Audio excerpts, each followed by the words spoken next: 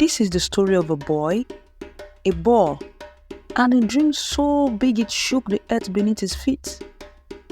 It's called The Boy Who Kicked the Sky.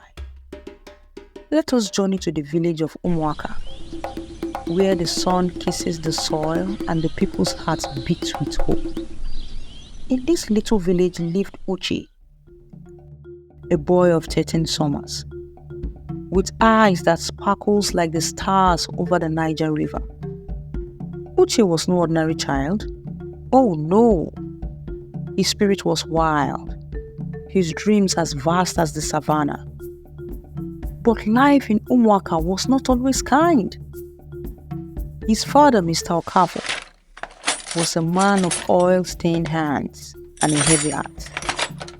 He owned a small shop, engine oil dripping, tires parked under the scorching sun.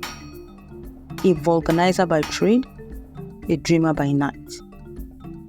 He saw one path for Uche: the wings of a pilot soaring above the clouds, lifting their family from the jaws of poverty.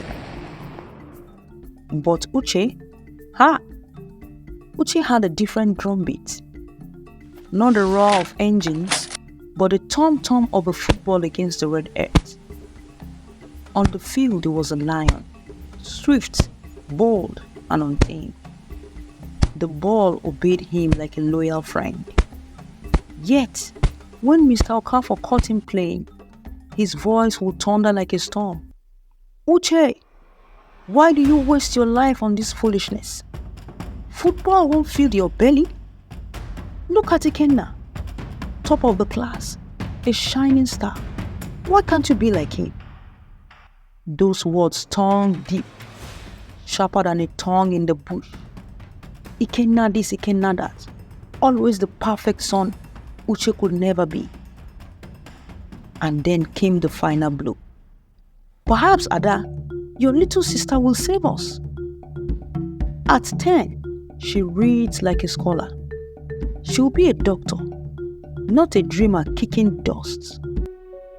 Poor Uche's heart sank, but his spirit, it refused to break. Uche was a very clever boy. He scraped every kobo, lunch money, tips from kind strangers, until he bought a football of his own.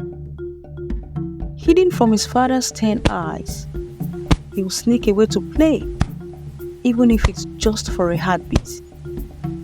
By day, he studied his books, but by dusk, the field called his name. Years rolled by like the seasons, and Uche grew tall, his dreams growing taller still. When Uche reached his final school year, he faced the mighty WAEC exams. His grades, not the brightest stars, but good enough. Yet his true test lay beyond the classroom. He turned to his father, chest puffed with courage, and said, "Papa, I want to chase football with Coach Amobi. It's my destiny." Mr. Okafor's face darkened like a storm cloud. "Football? To waste your life? Never!" he roared.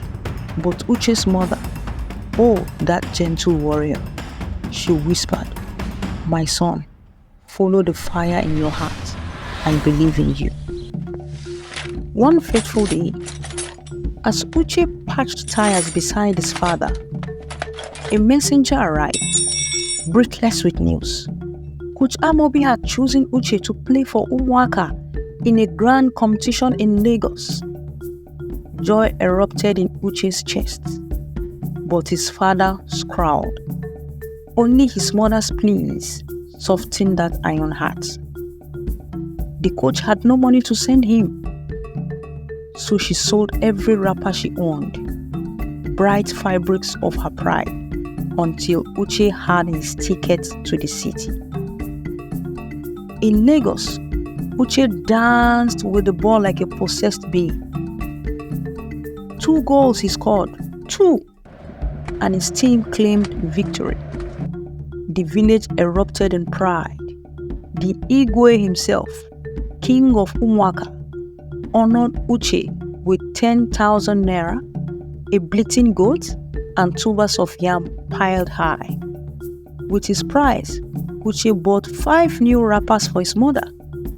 Her smile brighter than the morning sun.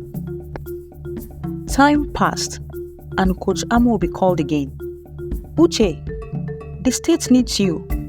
Off to Lagos he went once more, scoring 3 goals, assisting 2. 5 moments of magic. They named him man of the match, and soon the nation called his name. From village dust to national glory, Uche's star rose high. Then came the day the world saw him. An European club snatched him up, and Uche became their shining warrior. Trophies followed, and he flew his family to England. Mr. Okafor, once a doubter, wept as he watched his son on that grand stage. Uche raised his cup and said, "This is for you, Mama, my rock, my wings." But Uche's story didn't end there. Oh no. With his wealth, he returned to Umuaka. A hospital rose from the earth. A school for young dreamers. A football pitch for the next Lions. He built a market that hummed with life, and an NGO to cradle widows and orphans. His mother ran a grand supermarket.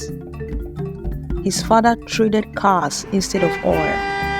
And Ada, she studied in England, her brother's gift. Those who once laughed at Uche's dusty feet now envied his golden boots.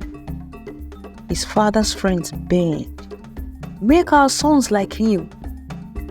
The family prospered, a tree rooted in Uche's unshakable dream. Now tell me, what's your football? Hit the like button, share this tale, and subscribe for more stories that stir the heart. Until next time, may your dreams soar higher than the eagle's.